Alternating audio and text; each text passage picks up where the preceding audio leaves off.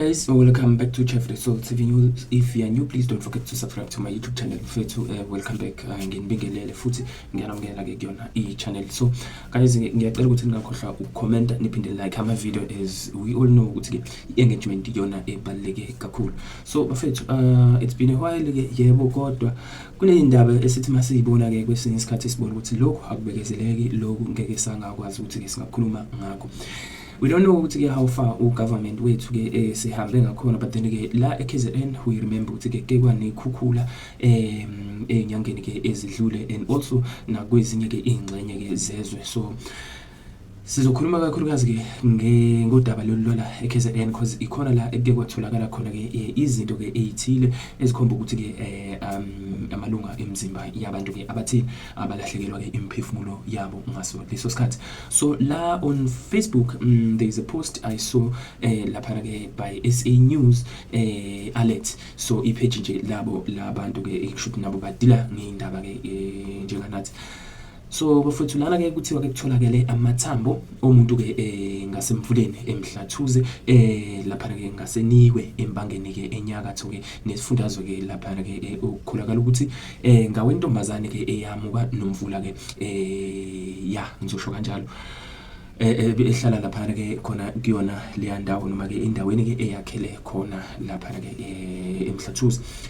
So kutholana ke uZamile Mpanza wamuka ke nomfula ke lapha ehamba nomngani wakhe ababefunda naye lapha ke eMave Mhlophe High School, bezama ke ukuwela ke ngaphesheya ke umngani wakhe yena ke kuthiwa wasinda ke ngenhlanhla ke kuleso sigameko.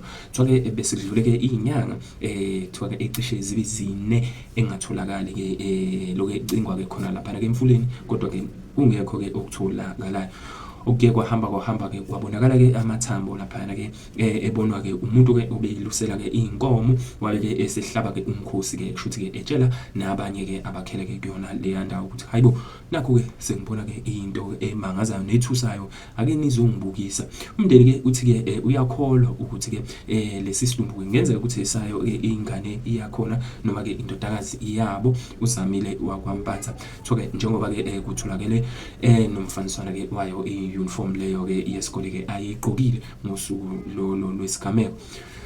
Ukuqhubekela phambili nganza kwethu kuthiwa ke osekusele nje yikho ukuthi umndeni usalinde khona ke ukuthi ke kubhekwe iDNA ukuthi ke ngabe ngempela ke lokhu abakusolayo kuyikho ngempela yini. Yizo ke izithombe lezi zakhe umntwana nesigameko la la kwenzeka khona ke sona leso sigameko, ukuze ke qinisekiswe kodwa ukuthi ke ngempela lokhu ukumuntu ke okuyena obviously iDNA iyona ke njengoba sesishilo elindiwe ukuze ke uzokwazi ke ukuqhutshekwa nezimfanelo ke ezifanele ukuthi ke zenziwe. Anyways bafethu, siyawubongisa lo mndeni because khona abantu abangakwazi ukufihla ke imindeni yabo ngenxa yazo igamelo efana nalezi. Mhlawumbe uthola ukuthi abanye bamuke olwandle, kodwa umndeni awukwazi ke uthola ke umzimba walowo muntu lo, just because lowo muntu usuke ke lahleke mhlawumbe ke noma ke eye ekujuleni kakhulu ke kwamanzi, ukuze bekwazi kuphela ukumfihla ngendlela ke enesizotha.